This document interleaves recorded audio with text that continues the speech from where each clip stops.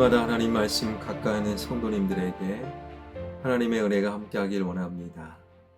오늘 하나님께 주신 말씀은 사도행전 10장 17절에서 23절까지 말씀입니다.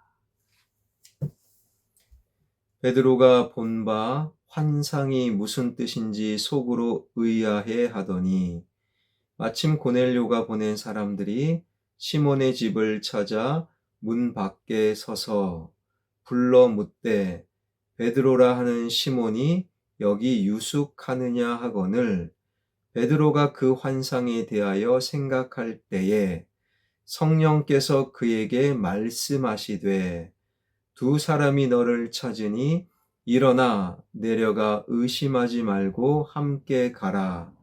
내가 그들을 보내었느니라 하시니 베드로가 내려가 그 사람들을 보고 이르되 내가 곧 너희가 찾는 사람인데 너희가 무슨 일로 왔느냐.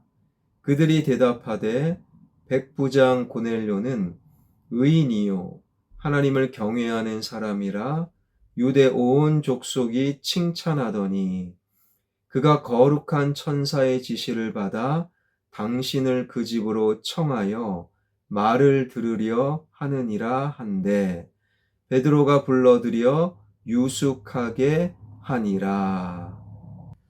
고넬료의 특사가 가이사랴를 떠난 이튿날 베드로가 기도하는 중에 환상을 보게 되었죠. 그 환상은 어제 살핀 대로 하늘이 열리고 베드로를 비롯한 유대인들이 부정하다라고 생각했던 많은 짐승이 가득 담긴 보자기 그릇이 내려와 이것을 베드로야 잡아먹어라. 그럼에도 베드로는 분명한 주님의 말씀에도 그 말씀을 거부하고 주님과 실랑이를 벌였던 그 장면. 그 이후에 베드로는 어떤 마음이었는가? 환상을 본 베드로의 마음이 17절에 기록이 되어 있지요.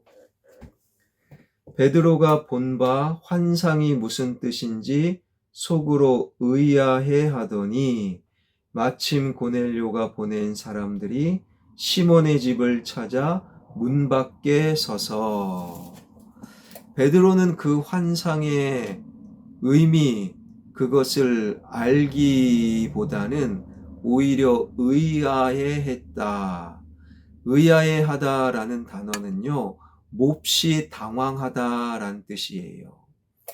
그러니까 기도 중에 환상을 보았는데 환상의 의미를 깨닫지 못한 채 베드로는 몹시 당황하였다라는 거예요.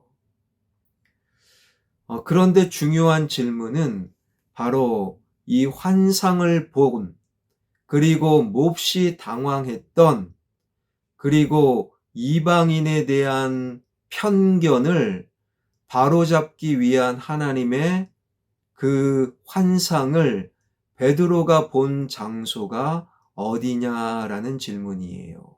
바로 욥바의 무두장이 시몬의 집이었다. 베드로가 루다의 애니야 중풍병자를 고친 그 시간에 욥바의 신실한 주님의 여제자 다비다가 죽게 되지요.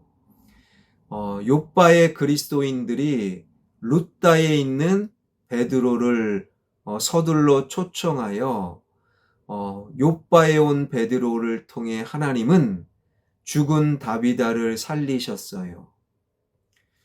그리고 그 욥바의 베드로가 꽤 오랫동안 머무는 동안 유숙지로 선택한 그 집이 무두장이 시몬의 집.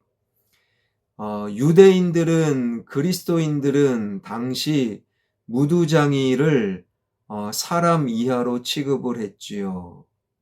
왜냐하면 유대인들은 죽은 짐승은 부정하고 그 짐승을 만진 자도 부정하고 그런데 무두장이는 직업상 매일같이 죽은 짐승을 만져야 되는 피혁 제조업자. 그러한 무두장이를 인간 이하로 취급했던 유대인, 그러나 유대인들의 편견을 깨고 오히려 유대인이었던 베드로는 무두장이 시몬의 집에서 머물고 시몬의 무두장이의 수건으로 얼굴을 닦고 무두장이가 만들어 놓은 음식을 함께 먹고 무두장이 시몬의 집에서 유숙하게 되었다라는 거예요. 유대인들이 무두장이, 그 무두장이를 향한 편견을 완전히 깨어 부수었던 베드로, 그 무두장이 시몬의 집에서 본 환상이 바로 베드로를 향한 주님의 환상이었던 것이지요. 그렇다면 그 장소였다면 바로 베드로는요, 이방인을 향한 자신의 편견을 깨는 그 환상의 의미를 정확하게 알아야 했던 것이지요. 그러나 환상을 깨달지 못하고 오히려 몹시 당황해했던 베드로의 모습. 바로 이 장면에서 무두장이를 향한 편견을 깨었지만 이방인을 향한 편견을 깨지 못했던 베드로를 발견하고 여기에 중요한 메시지를 우리는 깨닫게 됩니다. 한 사람이 누군가를 향한 편견을 깼다고 모든 사람을 향한 편견을 극복한 것은 아닐 수 있다라는 거예요. 아내를 향한 편견을 극복했는데 직장 동료를 향한 편견 속에 여전히 사로잡힌 사람들이 있는 거지요. 이웃에 대한 편견을 극복했지만 여전히 자식에 대한 편견을 극복하지 못하는 우리네 모습. 그렇다면 그러한 많은 사람들, 모든 사람을 향한 편견, 그것을 극복하고 온전히 하나님 말씀을 받아들일 수 있는 진정한 그리스도인의 삶을 어떻게 살아갈 수 있는가? 바로 오늘 본문 19절, 20절입니다.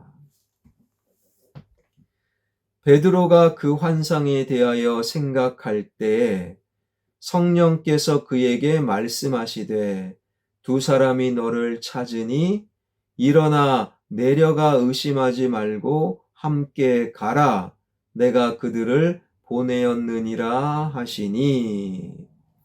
환상의 의미를 알지 못한 채 그저 몹시 당황하고 있던 베드로에게 고넬료의 특사가 도착할 때에 바로 그 베드로에게 성령님은 말씀하셨다라는 거예요. 내가 그들을 보내었느니라. 성령님의 이 말씀 한마디에 베드로가 유대인으로서 이방인에 대한 자신의 편견을 극복할 수 있었던 것이지요. 그리고 고넬료가 보낸 그 특사를 통하여 고넬료의 집에 한 걸음으로 달려가게 되었던 것입니다. 다시 말해 성령님의 조명 아래서 베드로는 방금 보았던 환상의 의미를 바르게 깨닫고 이방인에 대한 편견을 극복할 수 있었던 것이지요. 성령님의 조명 아래에서 볼 때 베드로 자신을 만드신 하나님께서는 천지 만물을 지으신 하나님이시기에 곧 고넬료를 만드신 하나님이시기도 했던 것이지요.